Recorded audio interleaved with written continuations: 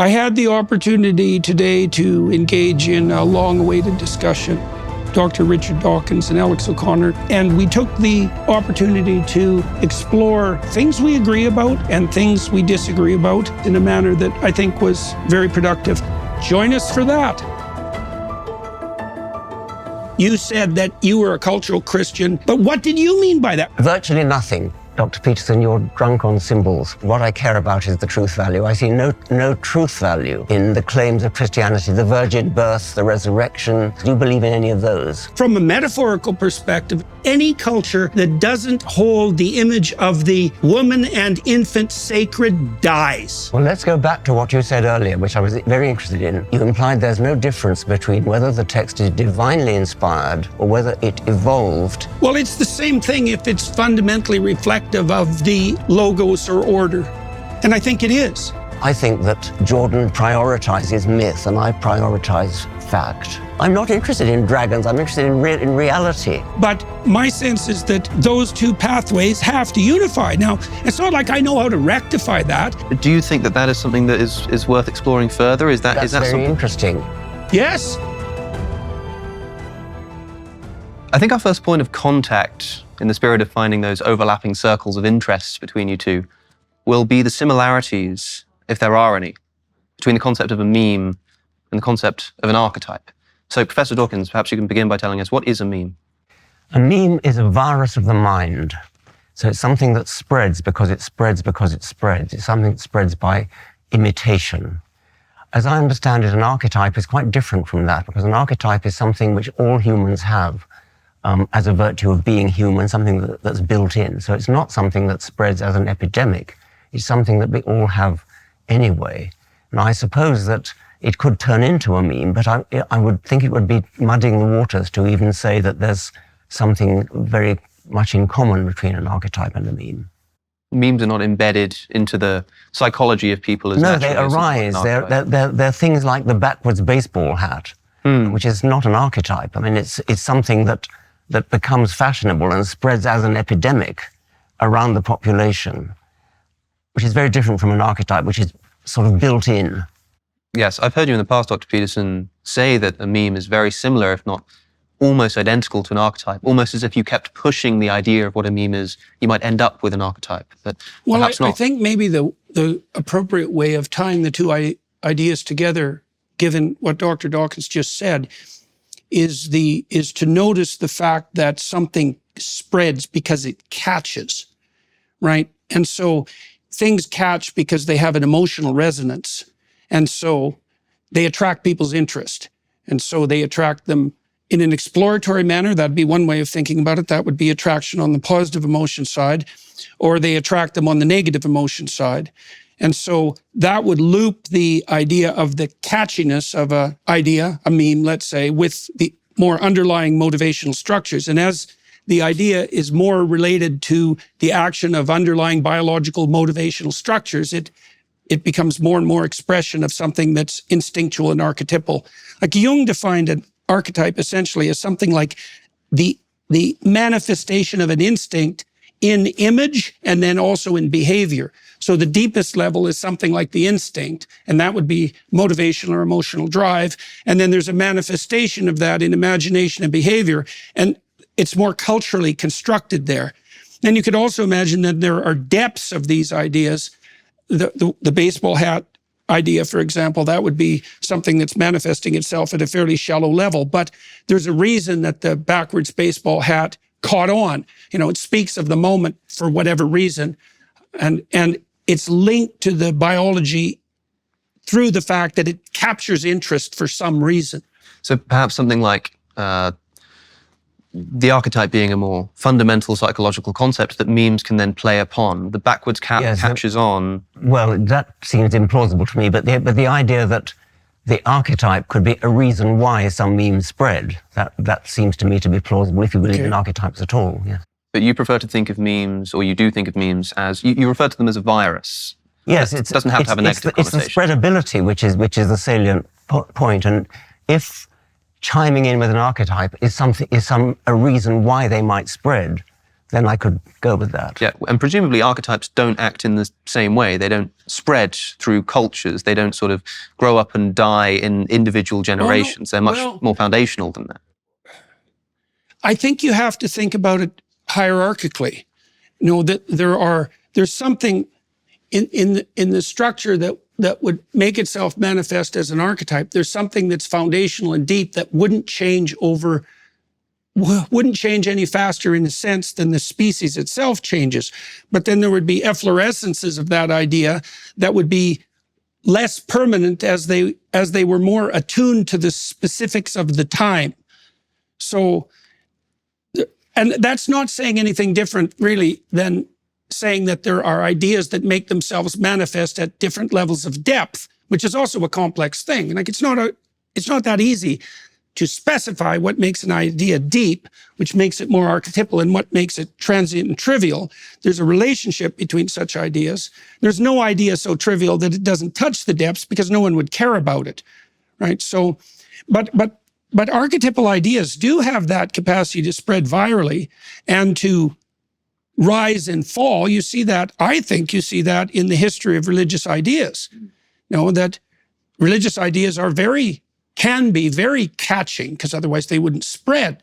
Now, there's variation in them like there is in languages, but there's also something that's core that makes them identifiable, let's say, as religious ideas rather than as any other sort of idea. I mean, one of the things I was really interested about, I sent you an email at one time asking you if you had read Mircea Eliade, especially The Sacred and the Profane, but he also has a 3-book series called A History of Religious Ideas. And I really like A History of Religious Ideas. It's a great book.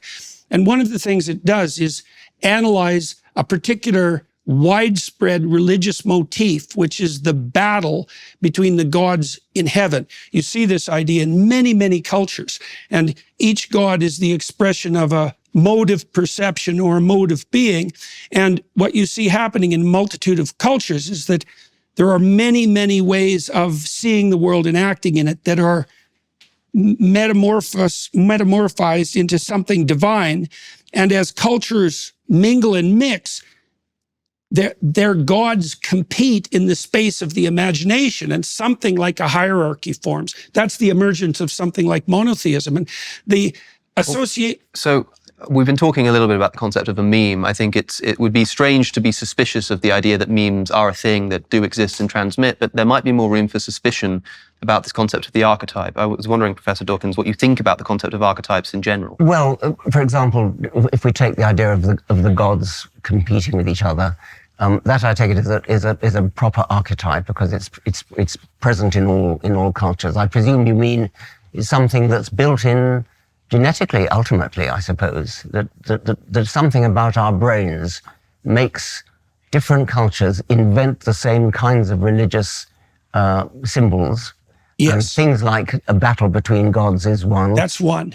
There might be others. It's not that convincing. I mean, it's such an obvious thing because we have human battles, and therefore an idea of battles between gods would not be that implausible. So it doesn't strike me as a very penetrating observation. Well, I think the thing that's interesting about it, the thing that's been interesting to me about it is to start to understand the nature of the universal themes and how they're expressed in stories. I mean, one of the things I wanted to explore with you, because I think this is an idea that's at the core of the cultural conflict, is the postmodern types seem to have stumbled onto something which I actually think is true. And they're not the only discipline that's come to this realization, because you can see it emerging in neuroscience and in AI and in robotics as well, that we see the world of facts through something that Wynne described as a story, because we have to prioritize our perceptions. We have to prioritize facts. And as far as I can tell, a story is a verbal account of how our perceptions and the facts that we encounter are prioritized. So, for example, when you go see a movie, the movie has a hero, and what the writers do is they show you how the hero prioritizes his perceptions, what he attends to, and how he acts, and you derive from that the story of his life and his ethic. And the idea that we have a story, that we have to organize our perceptions in priority, and that the description of that organization is a story, that's a very revolutionary idea. And I think the postmodernists got that right. And I think that's why we have a culture war going on, at least in part, is because the idea that we see the world through a story, or that a story is a description of the structure through which we see the world, I think that's accurate, because we have to prioritize our perceptions. So, Professor Dawkins, that's a tricky problem. Well, I would prioritize my perceptions like this.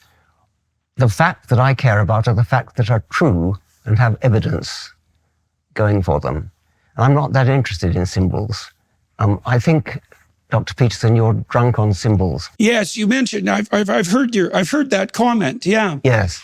I mean, for example, I counted up in your book, We Who Wrestle with God, a number of references to Cain.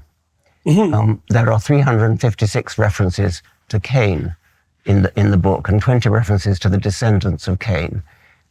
You're obsessed with Cain because Cain is symbolic of evil. All the evil in the world, you more or less blame Cain for. And this is Cain. I mean, you don't believe Cain actually existed, I presume. Since I joined forces with the Daily Wire Plus, we've built a comprehensive collection of premium content. Get the entire collection of Mastering Life, strengthen your relationship with my series Marriage. In the series on masculinity, discover your purpose. In Vision and Destiny, develop a vision for your own life. You need to do that. My new series Negotiation offers practical steps to help you close a deal where both sides walk away with a win. We're also offering a 3-part series on success, how to strengthen your family and to strengthen your relationships and to aim up. People are struggling with depression and anxiety. We walk through all of that. How do you cope with it? What's the best pathway forward? In addition, we've explored biblical writings and their cultural influence. Our new 10-part series on the Gospels delineates the accounts of the New Testament writings. And finally, join me on a journey through time, Foundations of the West. The work I'm doing with the Daily Wire brings the spirit of adventure forward. Join us on Daily Wire Plus today. Well, I think of Cain as, well... Do you believe Cain existed? I think the pattern that Cain represents is an eternal pattern. And so yes, it's a higher different. level of existence. That's different. I realize that. Well, there are Cain types who exist, and they're There are Cain types. But Cain himself, I mean, you give the game away where you say in your book, Cain and Abel were the first humans to be born in the natural way. Now that betrays you as it were pretending you think they really existed, because you wouldn't have said they were born in a natural way unless you were muddling up facts with symbols there, because you don't think that Cain and Abel existed. Well, I don't. What do I think about Cain and Abel? I said, I think the pattern that they represent always exists. Always exists. You understand that that's a different thing. What's a different matter? A pattern that they represent, the conflict between brothers, the rivalry between brothers. This is a fundamental pattern, which yes, it's something that's there. But I care about facts. I mean, did they exist or did they not exist? Well, I can imagine a situation where when the story was originated, that it referred to 2 actual brothers. But as the stories propagate across time, as they mutate, as they adapt, let's say, to the structure of human memory, they deepen and they become broader. And so then they become emblematic not only of the pattern of conflict that might characterize the original 2 brothers that the story was about, but about the conflict between brothers as such, and then the more fundamental levels of conflict that exist within human beings, which is what you see in more sophisticated literature. It's like the biblical accounts speak of fact in a factual manner upon occasion, but the biblical accounts also speak poetically and metaphorically and allegorically, and people who are sophisticated in biblical analysis have known this for centuries. The biblical literalists generally suffer from the problem that they don't even know what it means to be literalist. There's lots of unsophisticated ways of approaching a text. Okay, let's see what Professor Dawkins thinks about that. Well, I suppose I'm a literalist. I mean, and you give the game away when you say Cain and Abel were the first humans to be born in a natural way. Well, I'm speaking allegorically there within the confines of the text. I mean, what I meant by that was that the way the story lays itself out is that Adam and Eve are created by God.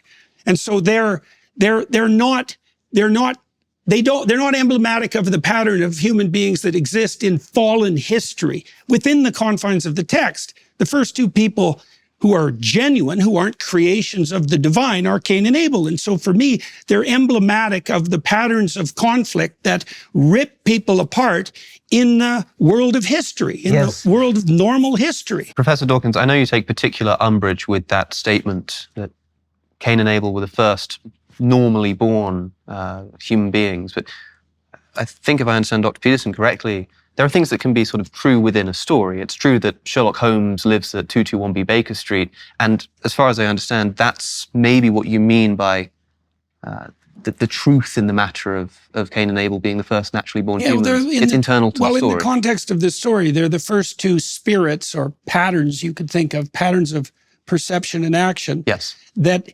characterize human existence in the fallen world, right? So they're emblematic of what happens in history outside of the whatever is meant by the pre-existent paradise. But at the same time, you must know, I know this comes up all of the time when somebody says, but did Cain and Abel really exist? And I know that you want to say that the story which I think it's a silly question. I think it's like asking whether Raskolnikov existed in Crime and Punishment. Like it's not a trivial question, because you can answer yes and you can answer no. You can say, well, there was no such specific person as Raskolnikov.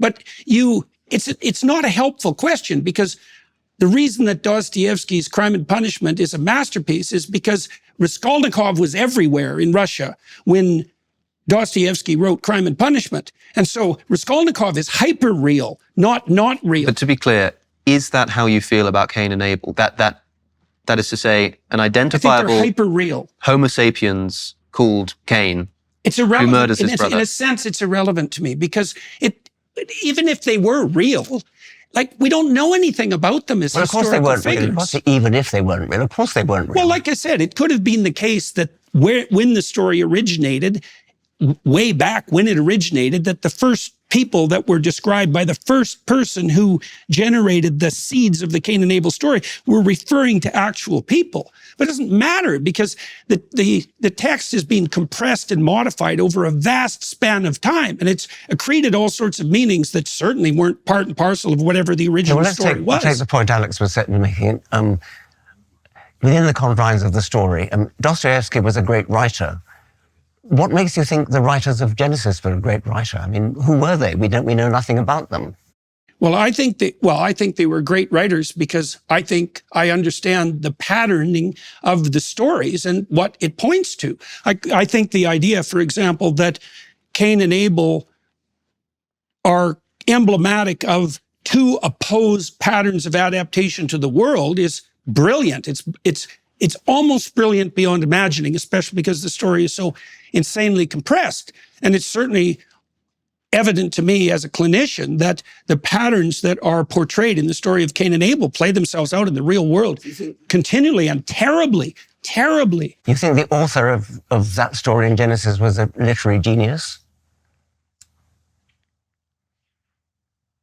I think that there's a spirit of literary genius at work across millennia, crafting that story so that it has almost an infinite depth. How that relates to the original author or sequential authors, I don't know, because it's lost in the seeds of time. It's lost in history. So the story evolved. You're saying it's the story like a meme. Yes, well, that's interesting. It evolved to match the contours of the human memory. That's exactly it, is that these stories, that's part of their archetypal nature. Like, so they have a emotional and motivational expression, but as they propagate across time, they also evolve, so they're maximally memorable. And they're maximally memorable for a biological reason. Well, that's very interesting. If they really did evolve over time, if you could actually trace successive manuscripts, you can't do that. I mean, there's presumably a couple of Hebrew manuscripts and a Greek one. And I mean, what do you mean when you say it evolved? Well, I would say you can see that in the compilation of the biblical texts, because one of the things that you see evolve, and you criticized the biblical text at one point. Correct me if I've got this wrong, because I don't want to get this wrong. You said that there isn't anything in the biblical text that constitutes, let's say, significant original discovery, which is something that you'd expect if it was of divine providence, let's say, divine provenance. And I think I was thinking about that objection, and I think that one of the discoveries that the text lays bare in an insanely brilliant manner is that the foundation of the community is sacrifice, that's an appropriate conceptualization. And you can see the concept of sacrifice evolve across the biblical texts as they're sequenced chronologically in the overall story that makes up the biblical text. The idea of sacrifice becomes more and more sophisticated. It's more and more elaborated. It's more and more specified. It's more and more embodied. There's an obvious progression in ideas. The progression, where do you see that progression? In successive manuscripts? Or It's in the successive stories as the text progresses. The way a novel progresses. So something like sacrifice in the Old Genesis, Testament. or? Sacrifice in the Old Testament. No, all the way through to the New Testament text is a sacrificial story as well. The Passion story is a story of sacrifice. It is and indeed. The sacrificial motif recurs continually through the biblical text, and it's elaborated constantly. And Okay, so the criticism is the Bible as a text gives us nothing to indicate that it has divine origin. There's nothing that we can read in it where we think there's no way this idea could have evolved were it not divinely put into this text. That's a criticism that perhaps Is that Professor what you Dawkins think? made in the past. well, I think it's reflective of some order that's so profound and implicit that there isn't a better way of describing it than divine. But I don't really care if we look at that from the bottom up, like as a biological phenomena, or as from the top down. I don't think it makes any difference. It doesn't make a difference whether it was divinely inspired or whether it evolved within human. I don't think so let me ask you this. Like, I think that at bottom, truth is unified. And what that's going to mean eventually is that the world of value and the world of fact coincide in some manner that we don't yet understand. And I think that union, the fact of that union and the fact of that union is equivalent to what's being described as divine order across millennia. There's no difference. Now, and this is a tricky business, because you either believe that the world of truth is unified in the final analysis, or you don't. Those are the options. And if it's not unified, then there's a disunity. There's a contradiction between value and fact, or there's a contradiction between different sets of values, and they can't be brought into a unity. I don't believe that. Well, let's go back to what you said earlier, which I was very interested in. You implied there's no difference between whether the text is divinely inspired or whether it evolved in progression during a series of manuscripts, presumably.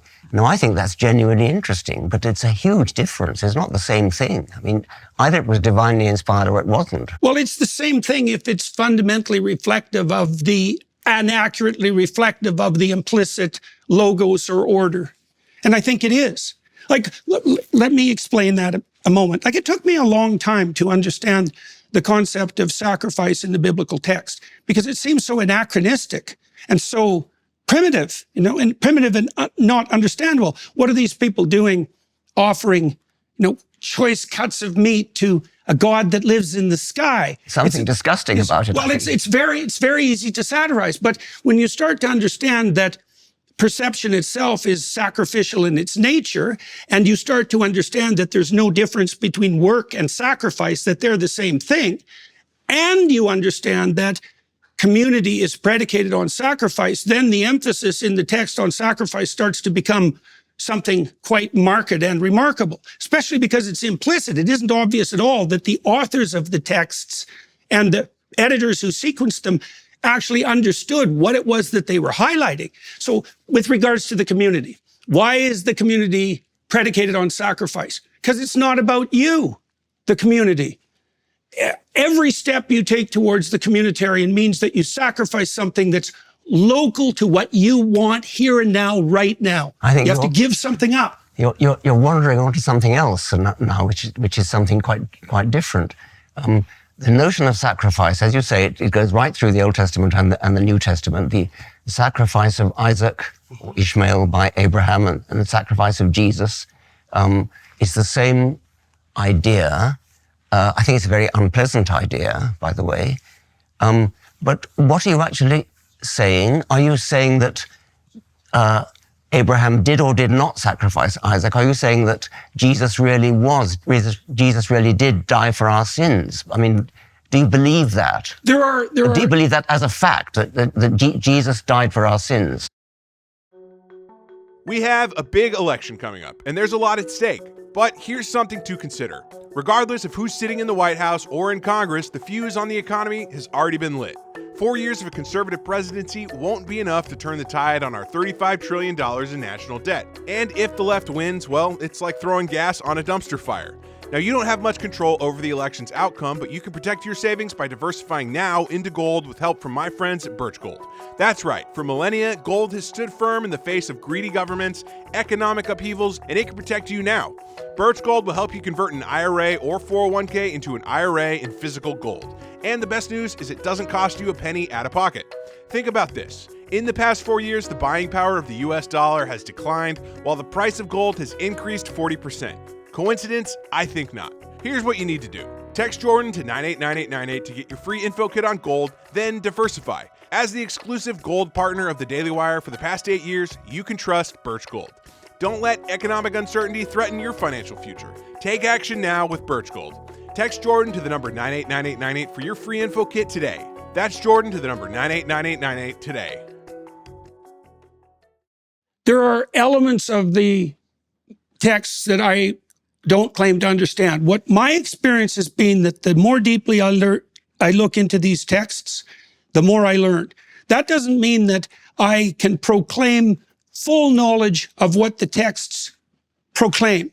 But I don't think, and I'm not trying to play a trick here. You know, I watched an interview that you did recently where you were talking, I think it was with Piers Morgan, about the complexities of trying to understand this strange realm of quantum phenomena, right? And we have a trouble with quantum phenomena because at the micro level, things don't act like things act at the macro level. So they escape our intuitions. And one of the things you said was that although it's perhaps even impossible for creatures embodied like us to get a grip on quantum phenomena, the strange wave-particle duality, for example, we have ample evidence that it works and stellarly. And I would say exactly the same thing about the biblical texts. If they run into a mystery, like there's a horizon of mystery, which I do not claim to penetrate, but insofar as I've been able to understand the texts, every time I make a improvement in understanding, it reveals something to me that's just like shattering.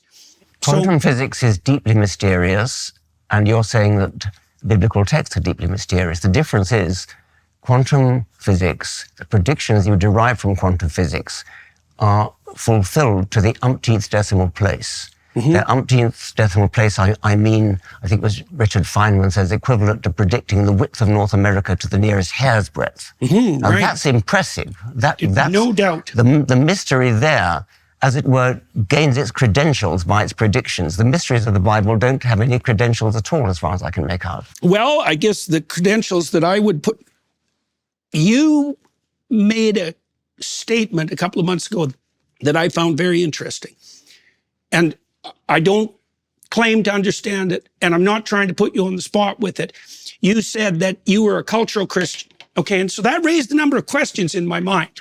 You know, and the first question was, You are changing the subject. No, I'm not.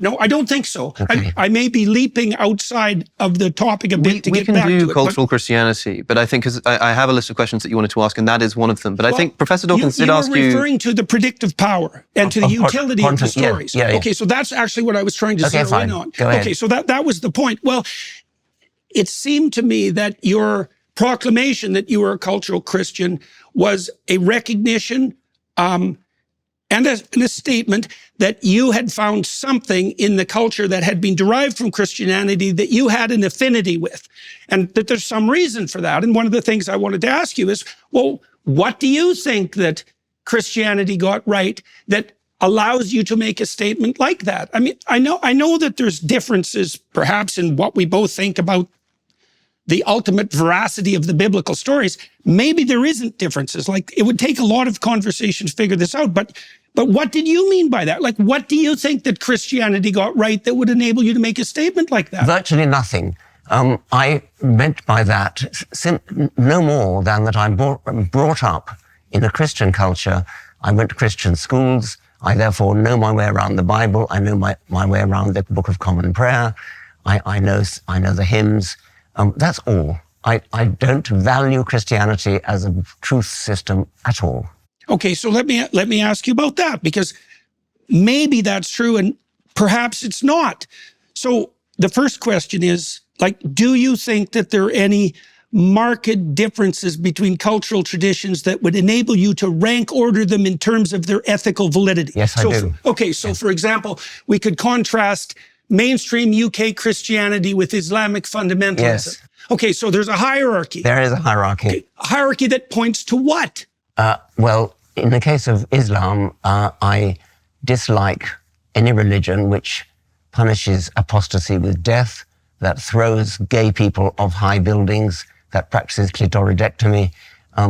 That seems to me to place Islam on a lower level than Christianity, but that's not to say anything very positive about Christianity. Well, it might be to say something positive about Christianity. Like, I think that question is open, because you might ask yourself, what did Christianity get right that led it away from those particular presumptions and towards something that you regard as more ethically appropriate? Like, this isn't a trivial question. It's a very modest claim. There's not very much. I mean, to be better than a religion that throws gay people off high buildings is not really a very virtuous achievement. I don't know. I don't know if that's true, because if you look at the barbarism that characterizes the human past, you might think that any progression whatsoever towards something approximating mercy and tolerance is nothing short of a bloody miracle. Well, like, people are pretty ruthless, and so are our chimpanzee cousins. Yes, they are. Right. So, yes. So we move forward into the light with great difficulty. Yes, and yes. The fact that we can take that for granted now, and that it seems self-evident and deserving of faint praise, it's not so clear to me that that's a reasonable proposition. Okay, let's grant the faint praise, but that has nothing to do with the truth value. And what I care about is the truth value. I see no truth value in the claims of Christianity, the virgin birth, the resurrection, the miracles. Do you believe in any of those? Do you believe Jesus was born a virgin?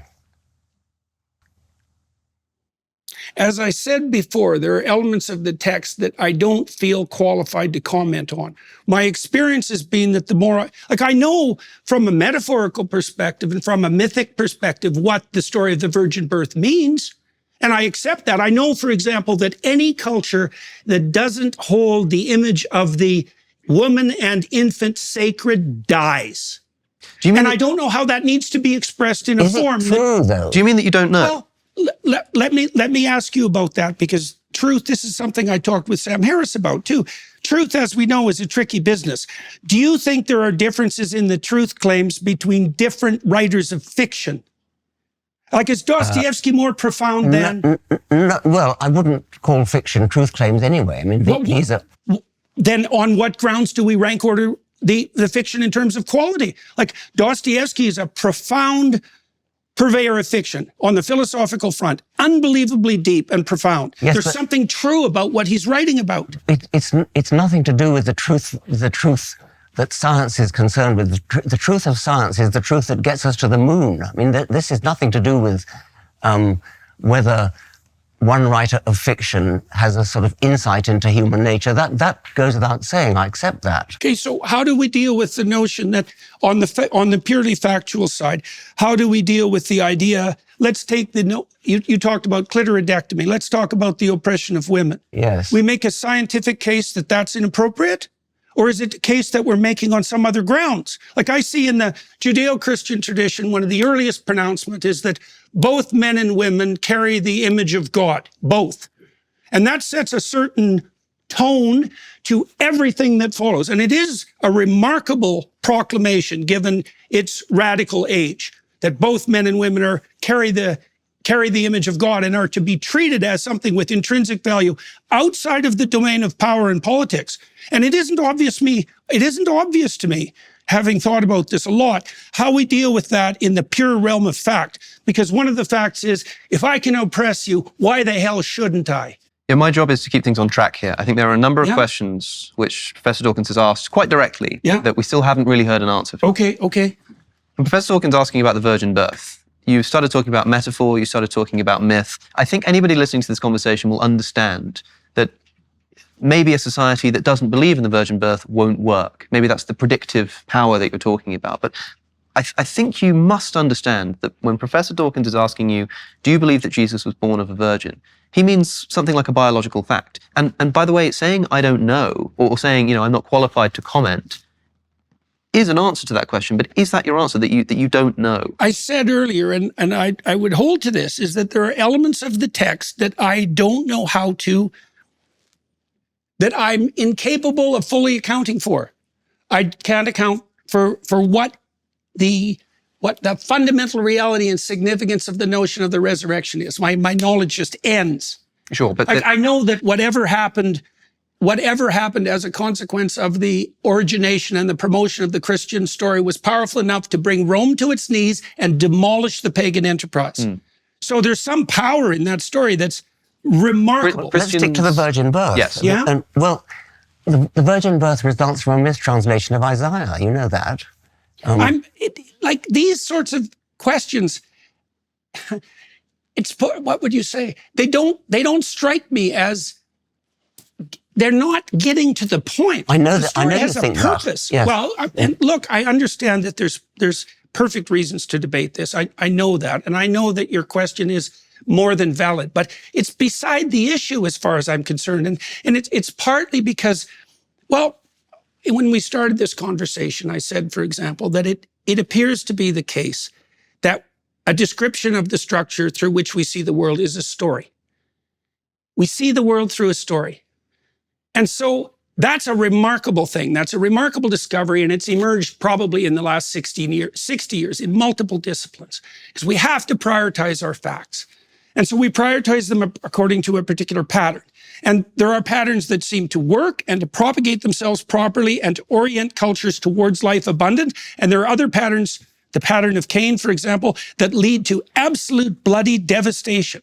And I don't know exactly how to construe that sort of truth. But we talked about the oppression of women, for example. It's like, how do you make a case on purely factual grounds that women should be treated as equals? It's a moral question, and I know that's exactly. And I was dealing with a factual question, which is, did Jesus have a father? And you won't answer it. Well, It's a Jesus different had an kind of earthly question. father and a heavenly father, like almost all mythological heroes. So he wasn't born of a virgin then? So you're saying that Jesus was not born of a virgin? I said, first of all, that I don't know how to mediate the fact-value dichotomy in that case. I said the same thing about the resurrection. It's not a value. It's a simple fact. I mean, did a man have intercourse with Mary and produce Jesus? That's a factual question. It's not a value question. You must understand what you're being asked here, that even if you think that, say, the author of the biblical texts intended much more significance than a simple scientific analysis of events, Professor Dawkins is interested in scientific truth. That's the kind of truth that he's interested in. And even if you think it's irrelevant to the point of what the gospel authors were getting at, that first needs to be clarified before you can then begin actually uncovering what the stories are about. So I think Professor Dawkins is asking from a scientific perspective, and maybe you think that scientific approach is wrong, but if you just take it for a moment, maybe this is how we find out that it is wrong. Let's take a scientific approach, ask the question, did this occur?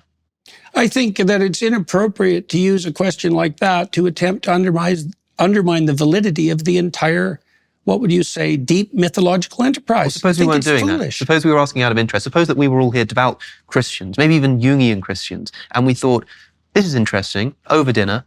Do you think it really happened, like scientifically? Would your answer just be, I don't know? Yes. And you wouldn't consider it, it's not an inappropriate question to ask just on a point of interest. Right. Did this really occur? And I think so often people are asking you that, and especially given the context of this conversation, we've heard everything that you're saying about metaphor and myth, but because the question is still then being asked, did it really happen? You know that that's what you're being asked. And the way you just so easily said yes, I wonder why you struggle to do that in so many other circumstances. I think because I don't look at the situation the same. The way that Dr. Dawkins and I look at the situation are really quite different, and at many, many, many levels. So even on the meme question, for example, like I know the literature on the history of religious ideas, I see how these ideas have battled across millennia in a manner that is very reminiscent to me of the same sort of claim that Dr. Dawkins is putting forward with regards to meme. I know that literature.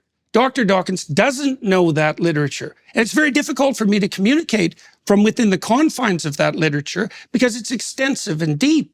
And we're dealing with things that we don't understand the relationship between metaphoric truth and value-predicated truth and factual truth. We don't understand that. It's a big problem. There's no evidence whatsoever from the scientific perspective that we can orient ourselves in the world merely in consequence of the facts. Sure. And that's a fact. And it's a fact that's been detailed out in great detail in the last 60 years by people from a variety of different disciplines. We have to prioritize the facts. That's a value hierarchy. There may be true and false ways of prioritizing facts, but you can't determine the truth or falsehood of the way that you prioritize facts by making reference to the facts. That's a big problem. Okay, let's talk about that as perhaps a slight detour here, because I think we do need to come back to this Christ resurrection thing. But Professor Dawkins, would you say that underlying the scientific enterprise is a fundamentally unscientific assumption? You can make scientific investigations in the world, but in order to do so, you need to choose what to prioritize. You need to choose what to investigate. You also need to value the truth. You need to have a value and a motivation for doing it in the first place. Those kinds of things cannot themselves be scientifically justified. And so does the scientific enterprise have an unscientific assumption at its base? I suppose it does. I mean, I think that maybe just be Jordan and Richard, by the way. I think that Jordan prioritizes myth and I prioritize fact. And I think myth is kind of vaguely interesting, but it's not the be-all and end-all of my life. I think it's somewhat secondary to scientific fact, the sort of facts that tell us how old the universe is, how old the world is, the history of life, the engineering achievements of landing a spacecraft on a comet. These are the things that science can do. And as I said, the predictions of quantum theory, to come back to that, the predictions of quantum theory, which are verified to a sufficient number of decimal places that it's equivalent to predicting the width of North America to one hair's breadth. Now, that is, however difficult quantum theory is to understand, that is what you can get from quantum theory. Now, the mysteries of the Bible, if they are mysteries, aren't in the same league. I mean, they just don't cut it. Attention men who still believe in the American dream. In a world gone mad, the Precision 5 from Jeremy's Razors stands as a beacon of sanity. 5 blades of superior engineering offer a shave as unshakable as your faith that the nation's best days still lie ahead. Experience an exceptionally smooth, remarkably close shave and a testament to the fact that merit still matters. Stop giving your money to woke corporations that hate you. Get Jeremy's Razors Precision 5 instead. Available now at jeremy'srazors.com, walmart.com, and Amazon Prime. See well, okay, so let me respond to that. So one of the things that I've tried to study is the preconditions for the scientific enterprise itself.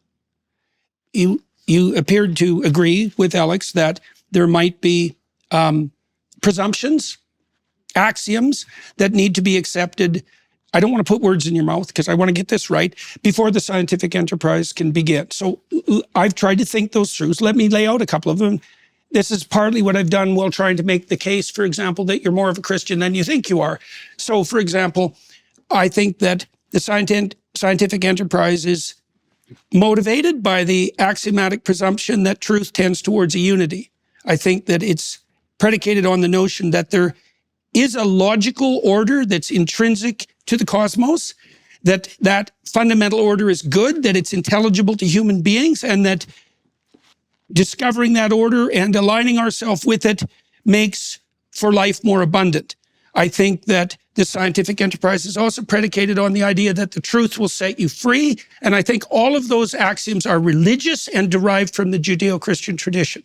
And if you don't believe that, you have to account for why science emerged in Europe and nowhere else in the entire history of humanity, for example, and why it's also why it's under assault from like all quarters now as that underlying metaphysic disappears. Like you haven't had to be concerned with the mythological substrate in your lifetime in some sense because it was intact. Yes. And so the universities could flourish and you had your freedom, remarkable freedom to pursue your scientific enterprise wherever you wanted. And people lauded you for it. Like that time is threatened, and seriously so. And I think it's partly because these metaphysical assumptions have now become questionable, and that's part of the reason that I'm attending to them. It's not because I don't admire the accuracy of quantum prediction, for example, or celebrate what Musk is doing with his capability of sending rockets to Mars. It's like more power to the technological enterprise. But you know what's happening in the universities?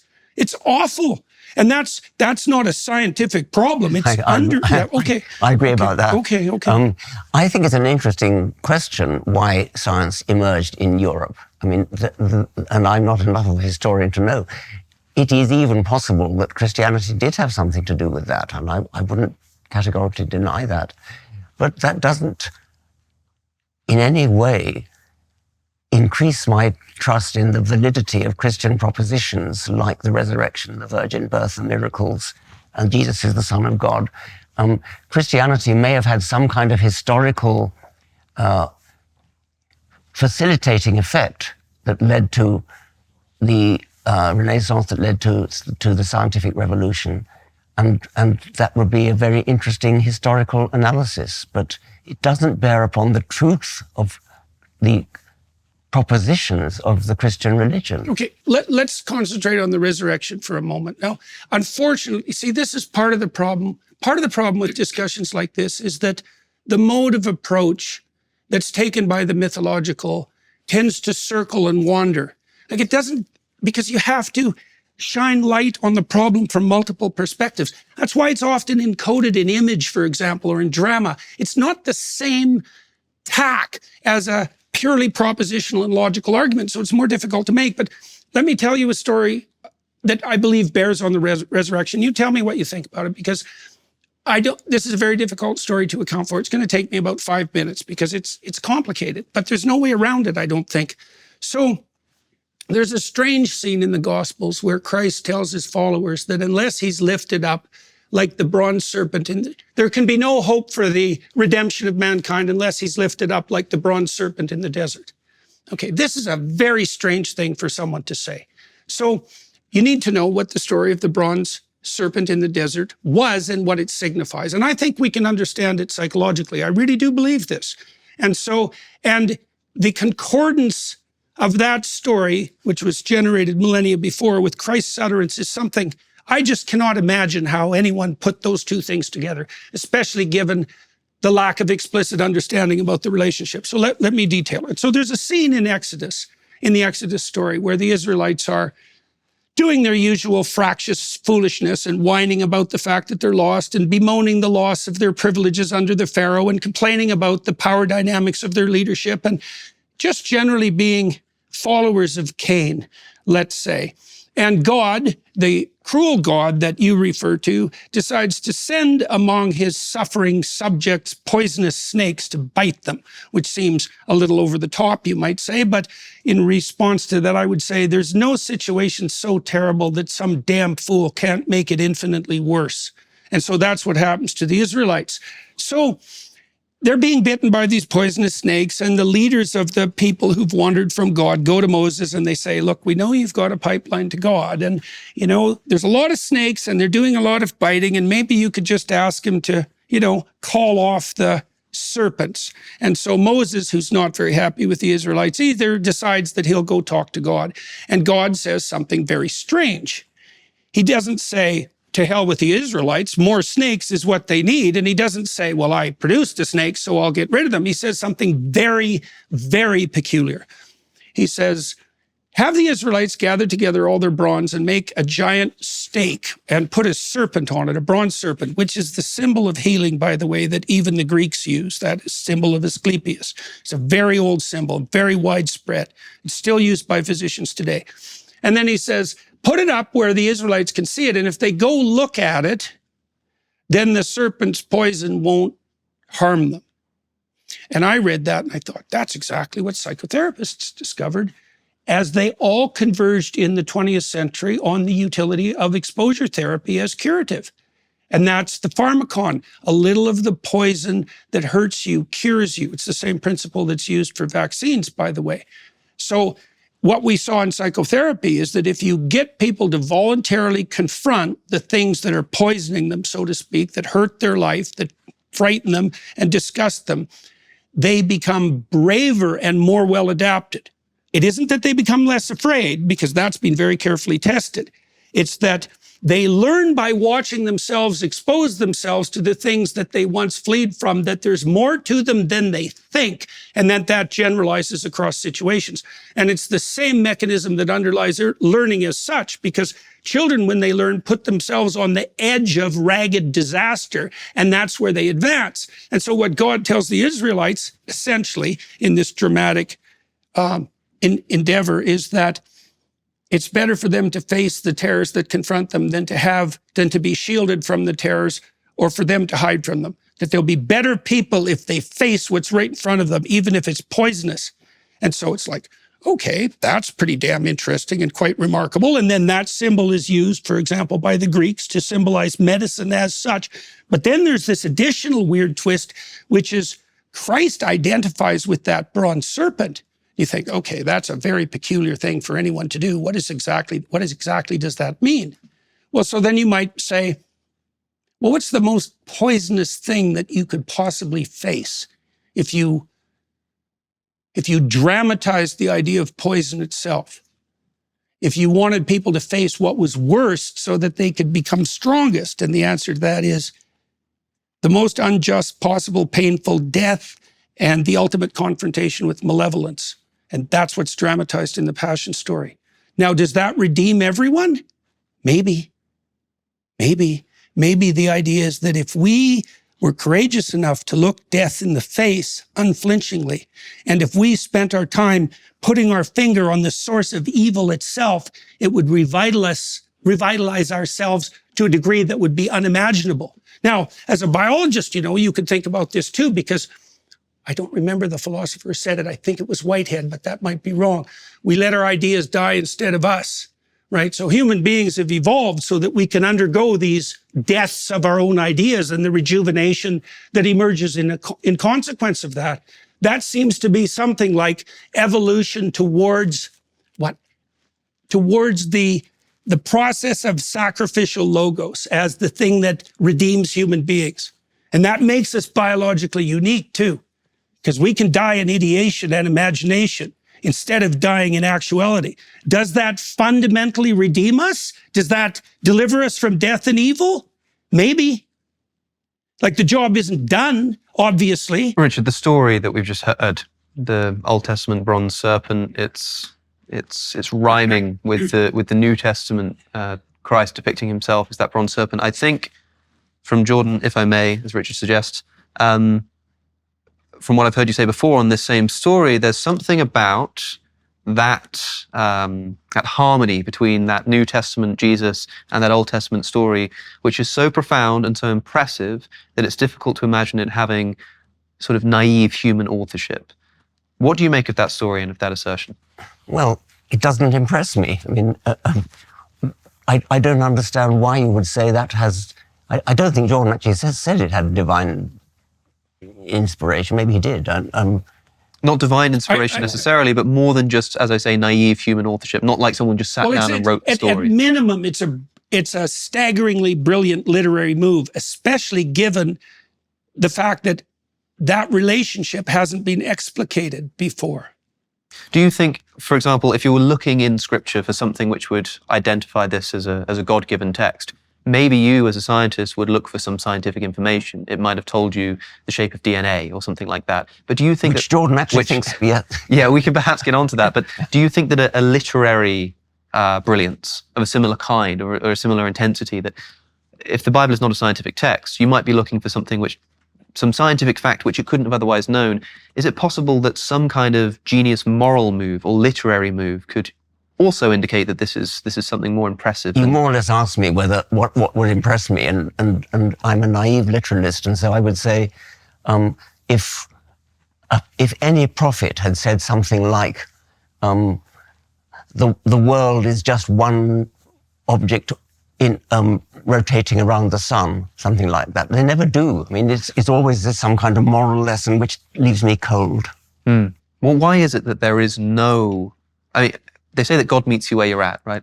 And there are some people who just care about scientific truth. That's what they know. That's their profession. Well, Someone like Richard. Why is there not anything in the Bible for them? Oh, I think the idea that sacrifice is the basis of the community is a remarkable and scientifically valid hypothesis. I think that it's precisely akin to the, what would you say, to the process of cortical maturation.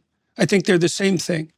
Because as we mature, we move farther away from the immediate gratification of our self-centered emotional and motivational needs to a ethos of care that brings our future self into the picture and a wider and wider array of other people. And I think that's associated with cortical maturation. In fact, I think the purpose of the cortex, a purpose of the cortex is to bring the dynamics of the short-sighted underlying motivational and emotional systems into the kind of harmony that allows for communal existence and the protection of the future at the same time that the present is, what would you say, cared for and attended to.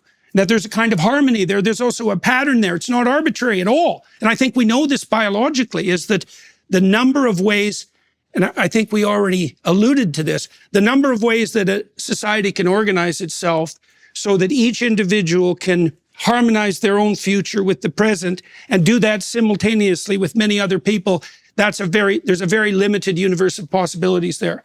Limited universe. Richard asked you before about the difference between a story or an idea naturally evolving over the course of numerous manuscripts and throughout human history, and the idea of it being divinely inspired. And you were seeming to imply that these are almost interchangeable concepts. Now, if that's the case, when you say that this divine spirit behind the Bible is actually just the way that it has evolved throughout the human history, throughout the different manuscripts that we've had, then saying that that is what divinity is, I think, for you, may drag the mundane up into the realm of divinity. But I think for people like Richard and for many people listening, what it does instead is drags the divine down to the realm of the mundane. Very well put, yes. When we think about wildly successful businesses, we often focus on their great products, cool branding, and brilliant marketing. But there's an unsung hero in their success stories, the business behind the business that makes selling simple. For millions of entrepreneurs, that business is Shopify. Shopify is home to the #1 checkout on the planet. And here's the not-so-secret secret. With Shop Pay, they boost conversions up to 50%. That means fewer abandoned carts and more completed sales. Our marketing team uses Shopify every day to sell our merchandise, and we love how easy it is to add more items, ship products, and track conversions. In today's market, growth-minded businesses need a commerce solution that's just as flexible and dynamic as they are. Whether your customers are browsing your website, scrolling through social media, or wandering into your store, Shopify ensures you're ready to sell. Ready to elevate your business? Upgrade your business today and get the same checkout Daily Wire uses. Sign up for your $1 per month trial period at shopify.com/JBP, all lowercase. Go to shopify.com/JBP today to upgrade your selling. That's shopify.com/JBP. Well, I don't know why it would drag the divine down into the realm of the mundane if we're speaking of something like the straight and narrow path of harmony between multiple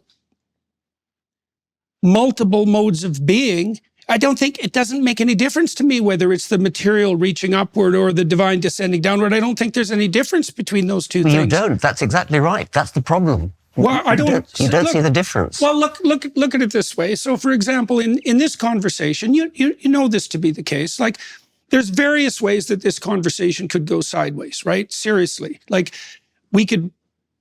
either of us could try to win. Either of us could try to demonstrate our intellectual superiority, right? Each of us could misrepresent the other.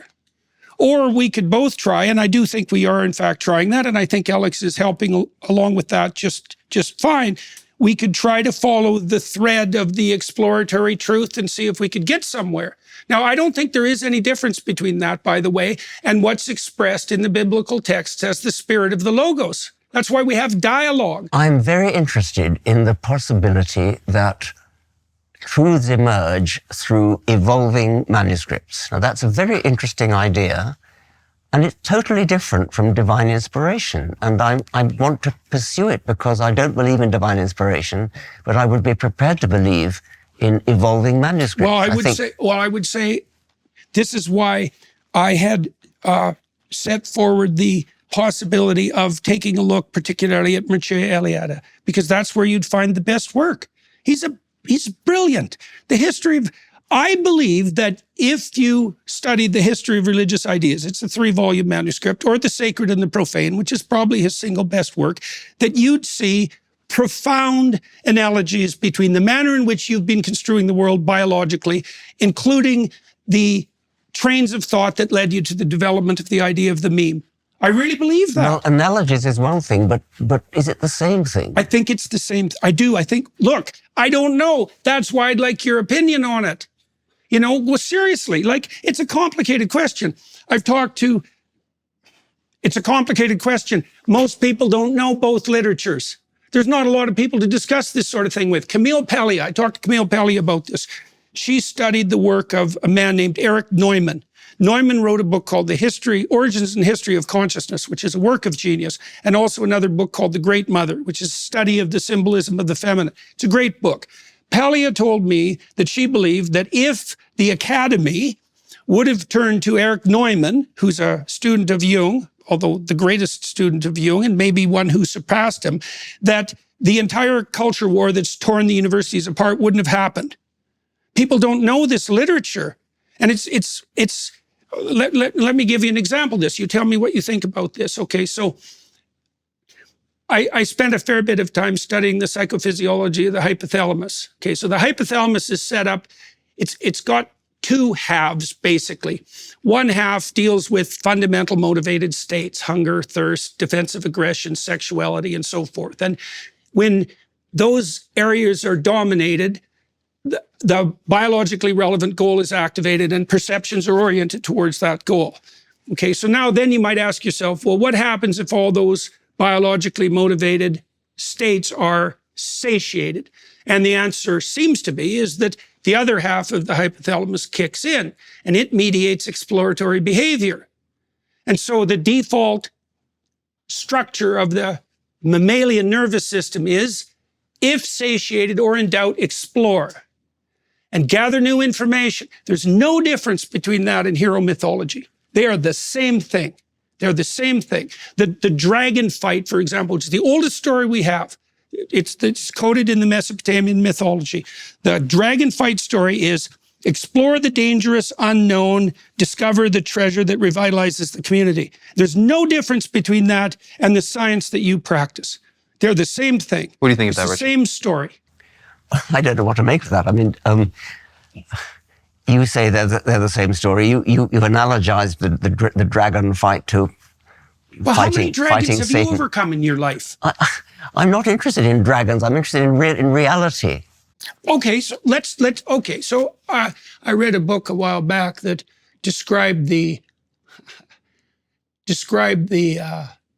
biological reality of the dragon.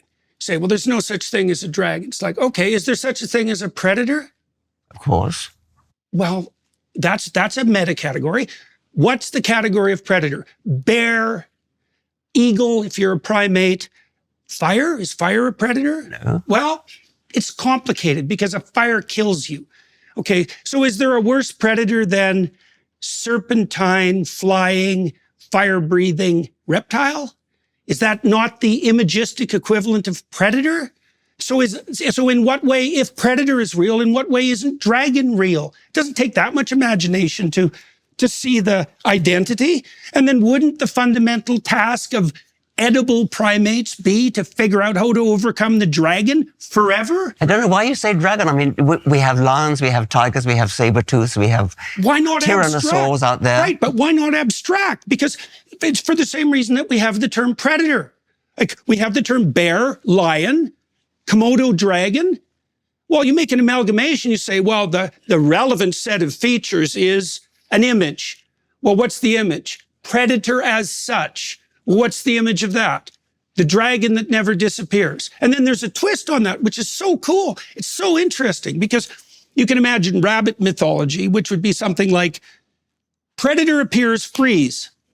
But that's not the human story. The human story is predator appears, there's a treasure somewhere.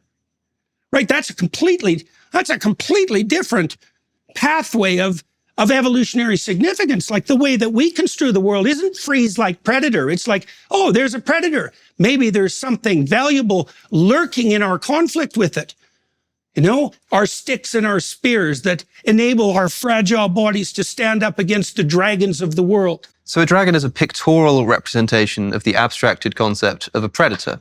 Yes. As you say, we already have the term predator. And so it might be useful in art, in narrative, you can't paint an abstraction. We had the image way before we had the word. Sure, okay. But that's a seriously important thing to understand. But now we have the word. We have the word predator. And maybe if we were doing art, maybe if we were all going to sort of draw a picture or tell a story, and we wanted to invent a story to give our children a good moral message, we might invent this dragon or use this dragon as... Well, we do, always. We do it continually. Exactly, we do. We do it with Harry Potter. We do it with The Lord of the Rings. We do it with The Avengers. But when you say... There's no escaping from it. But when you say the biology of a dragon, you must understand how that can be misleading as to the enterprise that you're engaging in, because we're talking here about narrative, we're talking here about art, we're talking here about representations in literature. I don't think the category of dragon is any less valid than the category of lion. Any less biological? Well, it depends on your level of analysis. We have the term predator, which implies that all predators have something in common, because otherwise we wouldn't have the term. It's like there's no reason to assume ontological priority for the category of lion over the category of predator. Mm-hmm. Like it depends on all that would determine which of those terms should be used is the purpose towards which the conceptualization is being directed. Like if you want to identify a particular class of predator, well, then lion is a good term. You would say that lions are an instantiation of this bracket term of predator. Mm-hmm. Well, I would also say... Would you therefore say that a lion is an instantiation of the bracket term of dragon? Yes. Yes, because, see... Because we're not only fact-oriented creatures, right? It actually matters to us whether we get eaten. Like it's one thing to lay out the nomenclature of the animal kingdom, but it's another thing to remember that predators can eat you. And then it's another thing, and this is very interesting, and it's relevant to that story of the bronze serpent. It's like, what do we want to teach our children? Well, to identify predators, obviously. Well, what do we want to teach them more profoundly? What attitude they should take towards the eternal fact of the predator. And the attitude they should take is something like the courage to voluntarily confront and not to run away and not to hide and not to freeze and not to casually demonize, but to assume that in the combat with the eternal predator, an eternal treasure might be found. And that's exactly what you do, whether you know it or not, when you teach a child to be courageous. And we know from the psychological literature, that generalizes. And I do think it's identical with the mechanism of learning in human beings, because kids, us, we always learn on the edge. You know, in your own life, and I don't want to be presumptuous, but no doubt there have been situations where you've been battling to have your ideas distributed, even to modify your own conceptions when you had something new to learn. That's a sacrifice. You have to kill your stupidity so that you can move forward. That's what happens in the story of Abraham, by the way, when he makes sequential sacrifices.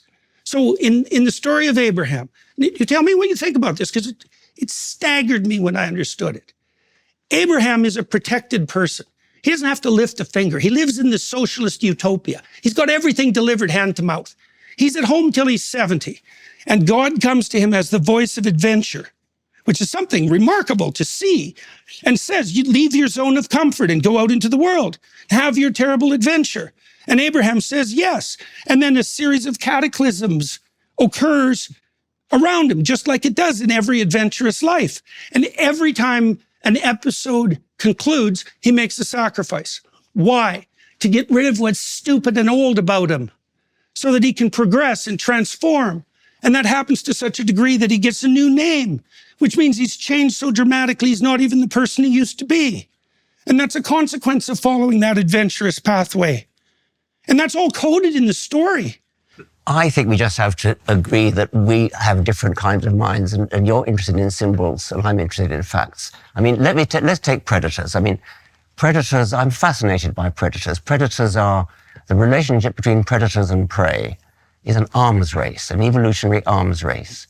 And whenever you see a really complicated, beautifully designed piece of biology, what Hume, I think, one of Hume's characters called things that ravish into admiration or who contemplate them.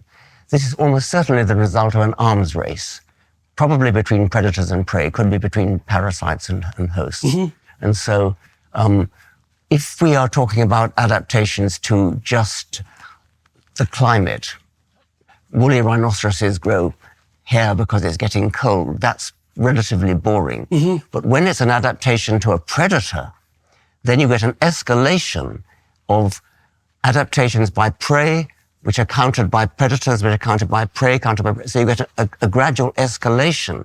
Now that's interesting. That explains why you have animals that run fast, why they have keen sense organs, why they have teeth, why they have sharp teeth, why they have behavior patterns that either protect them from predators or, if they're predators, help them to catch prey. The idea of the arms race is the thing that grabs me. The arms race between, nothing to do with dragons and mythology. So fair enough, right? And I share your appreciation for that remarkable, the remarkable phenomena that emerge in consequence of that. Okay, so let's take the idea of arms race. All right, so here's how I would construe what I said in what I think might be your terms. Okay. All right. We transformed the battle with the predator into a meme battle.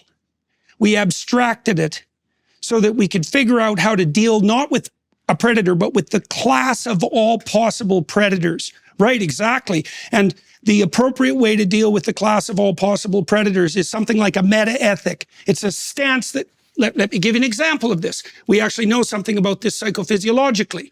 And you can look at it spiritually or physically, and it doesn't matter. So, for example, if you take people in psychotherapy and they're accidentally exposed to something they're afraid of, they have a stress response that's damaging if it's sustained, and they become more frightened. But if you expose them to exactly the same stressor, and they do it voluntarily, they manifest an entirely different pattern of psychophysiological activation. Okay, and it's a stance of challenge, right, and not of fear. All right, and so one of the things that you're doing in psychotherapy when you get people to expose themselves to, you could say predators, because that's an accurate way of dealing with it, is that you get them to shift into a mode of voluntary confrontation instead of prey-like apprehension and retreat. And what they learn from that is that they can embody that pattern, which I would call a spirit metaphysically. They can embody that, they can practice it. It's also the case, there's some evidence that there's epigenetic consequences of that. If you practice that process of voluntary confrontation with the terrible unknown, it can catalyze transformations that reach all the way down into the cellular.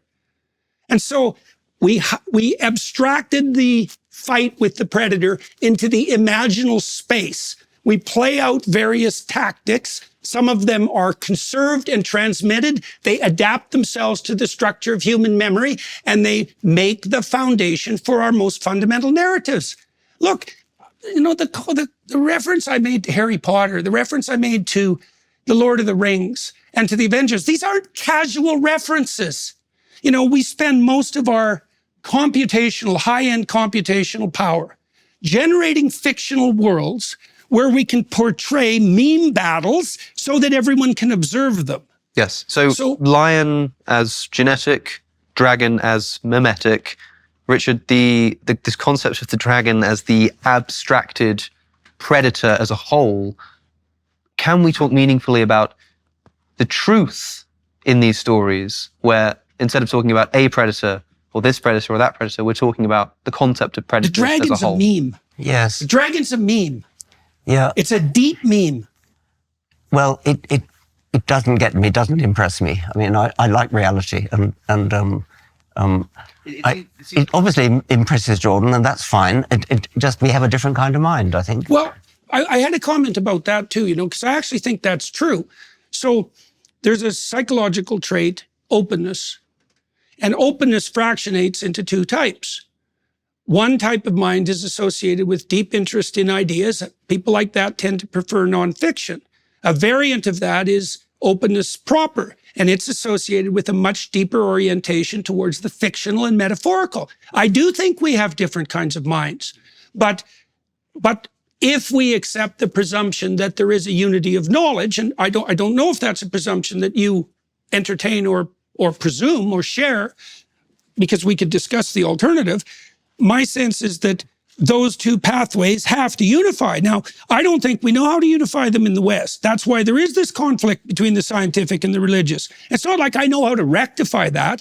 The best I can say is this is what I've learned from studying those stories. But I would also say, because I've studied your work, I do believe that that idea that you formulated of meme is exactly the same thing that Mircea Eliade is detailing out in his work. And I think the reason that he's not attended to by the universities, because he's passé in the history of religious ideas, is because everything he says demolishes the postmodern Marxists, demolishes them, which is something that seriously needs to be done. And so I keep hoping, I think, God, it would be such a remarkable thing for Dr. Dawkins to know, especially Eliade's work, although Erich Neumann would be a close second, because it takes the notion of meme, which is what was the recreation of the world in imaginal space and the transmission of those recreations and their potential battles. That's what you specified. And it expands it out into something that extends across millennia. It's the logical extension of your idea. And it's not like people know this because there aren't people who know both literatures.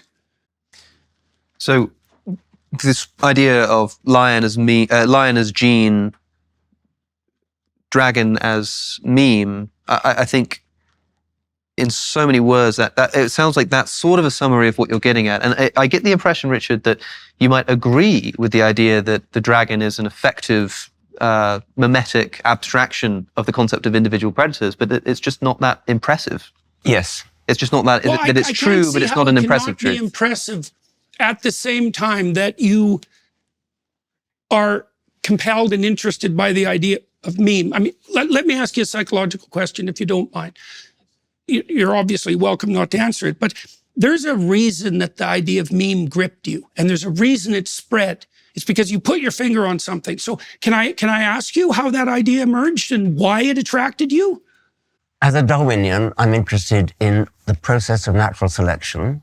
Natural selection is the differential survival of replicating entities. DNA is a very excellent replicating entity, whose replication and selection has given rise to the whole of life on Earth. I wanted to make the point that DNA is not the only possible replicator you could imagine. Right? There might be there probably is on other planets, a different kind of replicator, not DNA.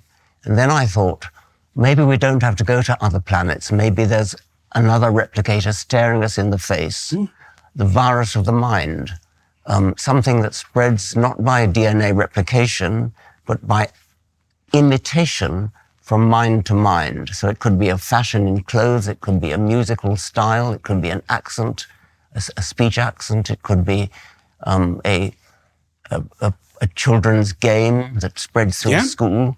All these things are replicators which spread by a non-genetic means and might therefore potentially be the basis for a form of Darwinian selection. Yep. Darwinian selection would be popularity, the spreadability of an idea. The longevity of an idea? Yes, longevity of an idea, the spreadability, the fidelity of the idea. How about the grip of motivation by the idea? Like, would you expect? Yes. Okay. Yes, Okay. That's a possibility, and I would even concede that an archetype might be a one way in which certain memes might spread more than others. It might be compatible with a Jungian archetype. So that's my answer to the question. It was coming at it as a Darwinian and wanting to make the point that DNA probably, having spent the rest of the book stressing the gene as the unit of selection, I want to make the point that it may not be the only one. Okay. So that's what I understood from your work. So it is on that grounds that I saw the concordance between what you were doing and what Eliade was doing in his investigation into the spread of religious ideas. I like what you described is what I understood. Okay, so let me ask you another question about that. Okay, so could you imagine a scenario where a meme had sufficient functional adaptive significance so that the individuals who acted it out gained a reproductive edge? Yes. Okay. So then you could imagine a situation where there was, I think I've got this right, a Baldwin effect between the meme and the genome. Yes. Okay. So then could you imagine an effect where the heroic hunters of the past who decided to cease acting like prey animals, maybe when they got rocks or sticks, were acting under the impulse that facing down the predator was the appropriate strategy? Because I was thinking about this reproductively. Like, you know that women are hypergamous. They like men cross-culturally about 4 years older than they are. The most fundamental female pornographic fantasy involves vampires, werewolves, pirates, surgeons, and billionaires. Dominant men who are capable of standing up to predators, who can be brought into an individual relationship. Okay, so that's the fundamental reproductive story meme that seems to drive women. It's allied with the hero myth.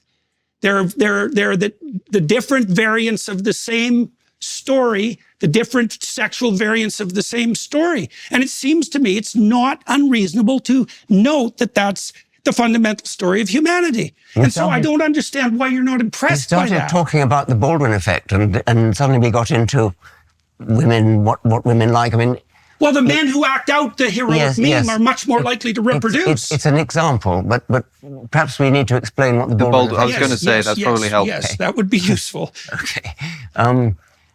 It was suggested by Baldwin, I think in the late 19th century. It's a kind of genetic assimilation of a cultural or a learned idea. So the idea is that certain animals learn things, learn a clever trick. It might be nut cracking by chimpanzees, for example, or potato washing by Japanese macaques, or opening milk bottles by English tits.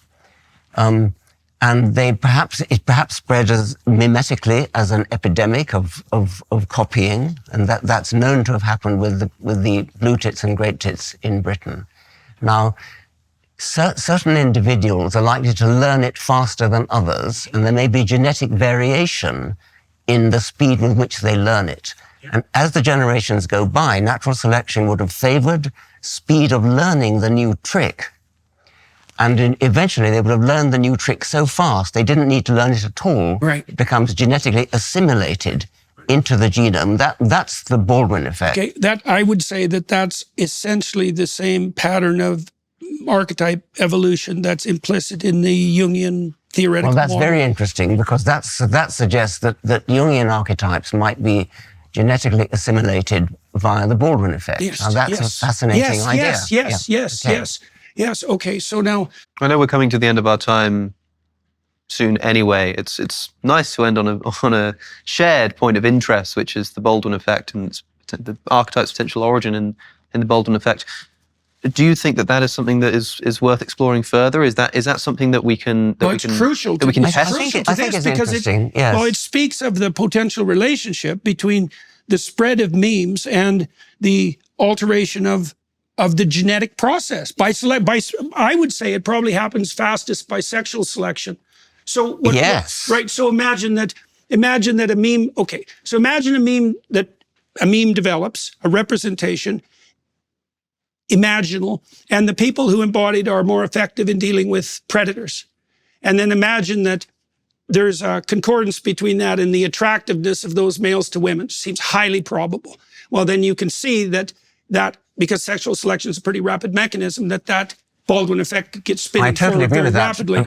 I've even suggested, actually, a slightly way out suggestion, that the human habit of standing on our hind legs might have been sexually selected and then genetically assimilated via the Baldwin effect.